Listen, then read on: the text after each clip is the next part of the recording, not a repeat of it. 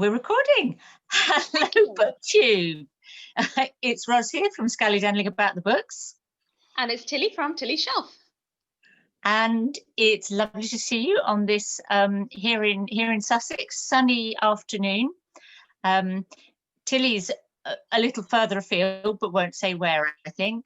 But it's been a wonderful sunny day here too. It's getting on for evening now, but it's a beautiful sunset that I've got out of my window here. And I'm slightly gloomy because I don't have any adequate lighting in my apartment here. Yeah.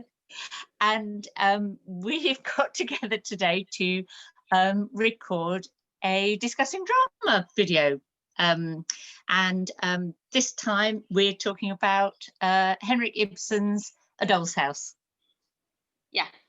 And this is our 12th discussing drama. So we set out at the beginning of 2020 to read one play every month, and we've managed. So I think one month we did 2 plays, but every other month we've done one, and we've really enjoyed it, I think.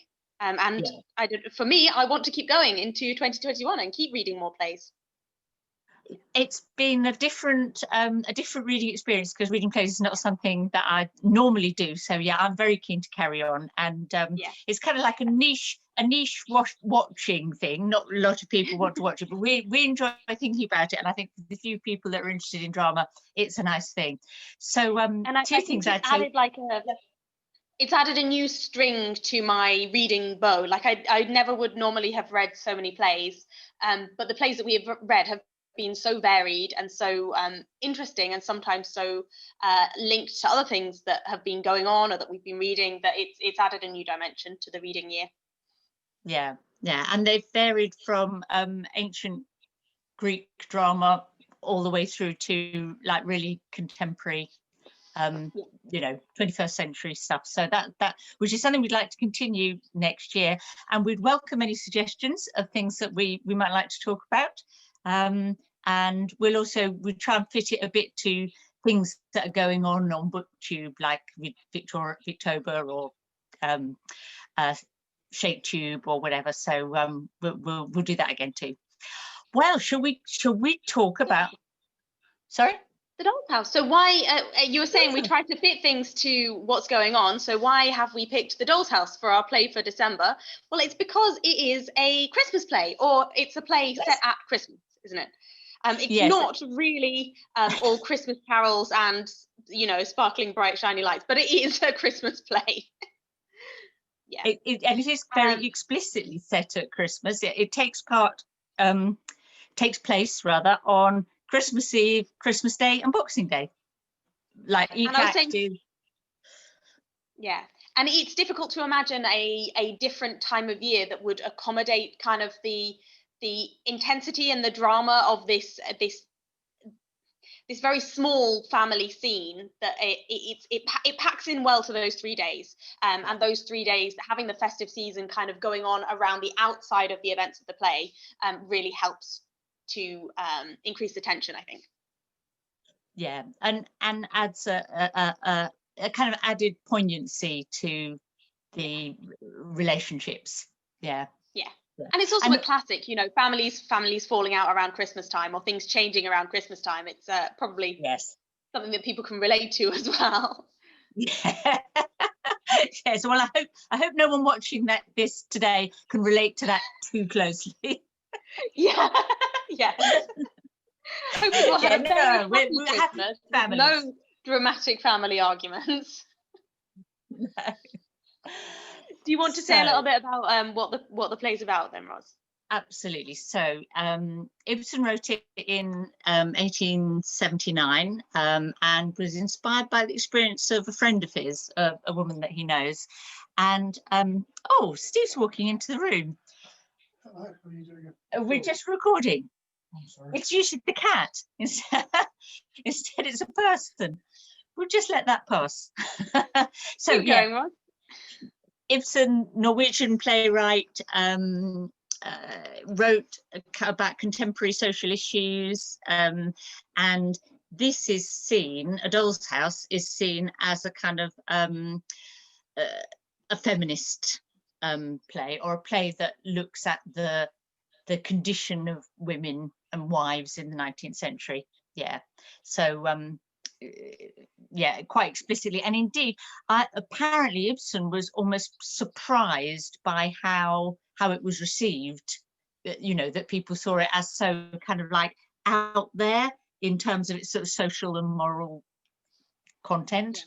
Yeah. But it's almost, it's unmissably a feminist play. I mean, even reading it today, you can see issues that I think would still resonate with a lot of women in oh yeah, not necessarily bad marriages, but unfruitful marriages, I suppose. Yeah, yeah. Oh no, absolutely. And in fact, you could imagine almost like exactly the same situation now. Yeah. You know, the although you know, he was writing about like women perhaps not having control of the family finances, or not having, you know, being sort of a bit disadvantaged in their working lives, but in a way that, yes, you could completely, you could set it in 2020 and it wouldn't seem odd. Maybe it would help if we said like who the characters are and so on, because we've talked about this family drama, but we haven't mentioned that. We always tend to do this when we're talking about plays. We get kind of into the discussion and then forget that we haven't said what the play's about. So potential slight spoilers for, I guess, the setup of the play. But it's about a couple who have been married for, I think it's like 8 years, something like 8 years. And there is a young wife who the husband frequently calls, you know, a bit of a spendthrift. She apparently is not very good with money. She's not very good with practical things. And the husband has just got a new promotion, and he's moving up to be a manager of a bank. And yeah, it's a lot of it is about how the husband and wife relate to one another. And at the start, you've got this very sweet, soppy kind of relationship where he's constantly calling her his skylark and his squirrel, and you kind of think, oh, this is a little bit cutesy. But then as the play goes on, you begin to see something maybe a little bit more sinister in the way that he talks to her and treats her, and you begin to realize that she is not maybe as simplistic as she seems. Is that fair? So yeah, absolutely. So like the very first thing he says in the play is that my little lark twittering out there? Yeah, and as you say, it seems quite affectionate, but then when he constantly talks about my little squirrel, my little featherhead, my little skylark, my sweet little spendthrift, you know, my extravagant little person, dear little Nora, Miss Sweet Tooth. Yeah. He never, pretty little hands. It really it builds, doesn't it? It builds. He never sees her or appreciates her as a whole human being throughout the course of the play. And even when the situation flips and he becomes angry with her towards the end of the play, even when he's angry with her, he's not seeing her as a complete human who has made a measured decision. He is seeing her as equally superficial, but superficially evil, as opposed to superficially airy and light, if that makes sense. Yes, yeah.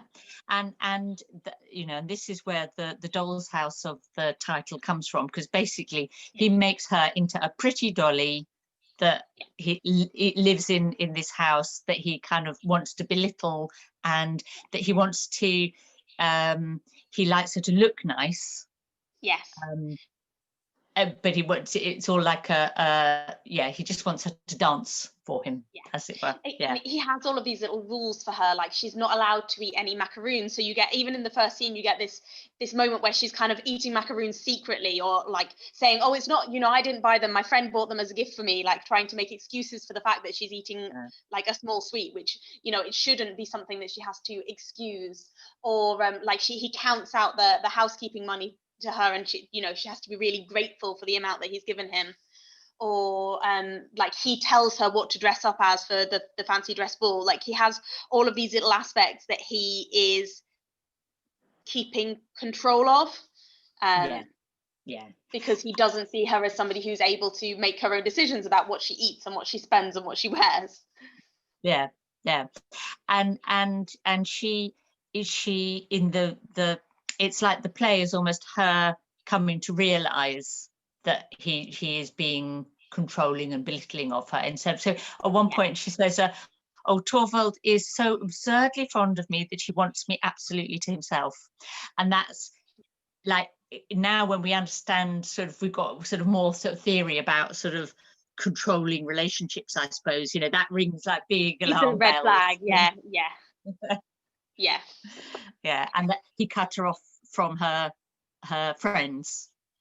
Yes, and also like it kind of, she's talking about it historically, but there's this point where she's talking about the fact that Torvald, her husband, was really sick, but her dad was really sick at the same time, and you kind of find out from the subtext that she wasn't able to go and see her father when he was really sick. She wasn't able to go and spend any time with her dying father because she was worried about her husband. But at the same time, you kind of feel like, was there no way where he could accommodate her spending some time with both of them? And instead he kind of monopolized all of her time and attention. And at the end of the play, she realizes that that's not actually right. No, it's not okay. And yes, she realizes that. And it's interesting because we discovered that in a way what has sustained her is she has a secret, and we won't say what the secret is, I guess, but she's done this thing that enables her to in some ways feel she has some agency, and that she made a decision on behind his back for his benefit. So she and that gives her that acted level of sort of meaning, you know, it ennobles her in her own light, and it's when that all comes out into the open that everything falls apart. Definitely.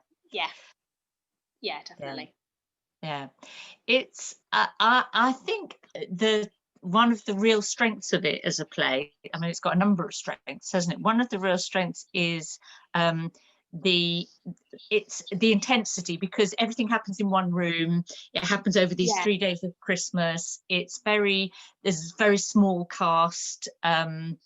There's like him, her friend, their mutual friend, and the lawyer, the lawyer, and the nurse and her children. And the children sort of like run on, but they just run around so on the stage sometimes. So it's very it's like a goldfish bowl, isn't it? And things happen off stage that they sometimes hear, like there's a dance that they can hear the music for, or she kind of sees people going down the street or something, but actually they are contained within this doll's house that doesn't give them that much space to move and interact.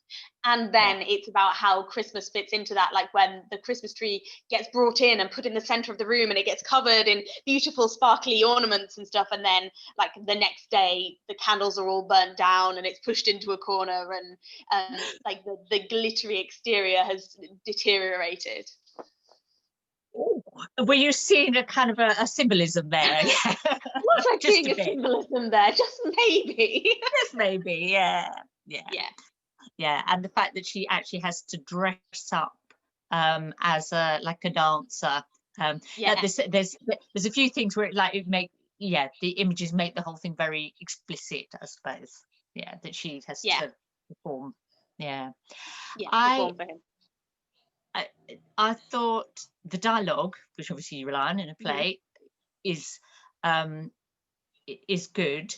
It's sort of the interplay between the pair of them I found quite convincing. I would agree with that. Less so perhaps some of the other characters. You know, the central pair really work, but that's, I think with the other characters it would depend on like how they worked and how they were played, but like you said, the dialogue for them perhaps isn't perfect, but I enjoyed it. It wasn't bad, but it's like basically it's all about these two, isn't it? That's some of the other events that surrounded it seemed maybe a bit more staged in order to increase the focus on the pair of them. I thought the dramatic attention was really effective. You know, there's a sort of it has a sort of it builds to there's a sort of anxiety of and something's hanging over her. You know, the thing with the letter, and we know that the letter is there, and that when the letter is opened, it's all going to fall apart. It's like the sword is hanging over her head in a very dramatic fashion, which is good for a play. Yeah, it's what you look for, really, a bit of drama. Yeah. I like the stage directions in terms of the setting. He's very, very precise. I guess because he's got this goldfish bowl, this one room. When you start the play, the first thing you get is like basically a whole page of like, this is where the chairs are, this is where the fire is, this is where the table is, this is the exact location of all of the doors, and he's insanely precise.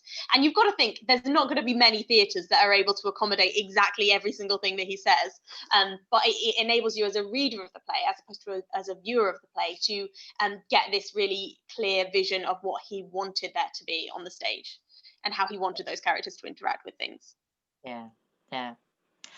Was there any would you make any criticisms of the play? Any things that you found less satisfying? Well, I think we've already mentioned maybe some of the side characters. There are two side characters in particular who have this theoretical romantic backstory. I think it would depend on how it was acted, but to me that was slightly weaker. Yes. And we were talking yesterday about potentially I was going to say I completely agree about that couple, which again we won't do a spoiler, but it was like, really? Oh, suddenly that's the why? Yeah. Although you could in performance you could create real kind of like I don't know, sort of sexual chemistry or romantic sort of whatever that would make more sense. But yeah. But yeah, my grouch to the play, it's not a big grouch. It's like it's a subtlety, I suppose, that for me it was absolutely fascinating that this is a man writing about this woman, writing about a woman's interior life and sort of self-discovery, as it were. And that's great. But I wasn't sure, like, in some ways I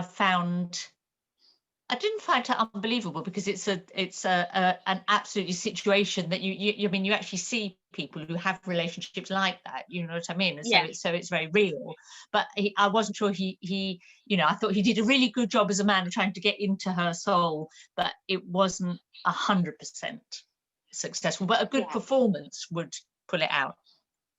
Yeah, it's almost like, although the play is about her having more depth of character than he perceives in a way, somehow that depth of character isn't always conveyed. Like, we don't really see the other aspects of herself other than being this doll until right at the end. And it almost, I know this is the second time I read it. The first time I read it, it almost took me by surprise at the end, where she like reveals this kind of other side to herself. Whereas this time, because I knew it was coming, I maybe detected it a little bit more.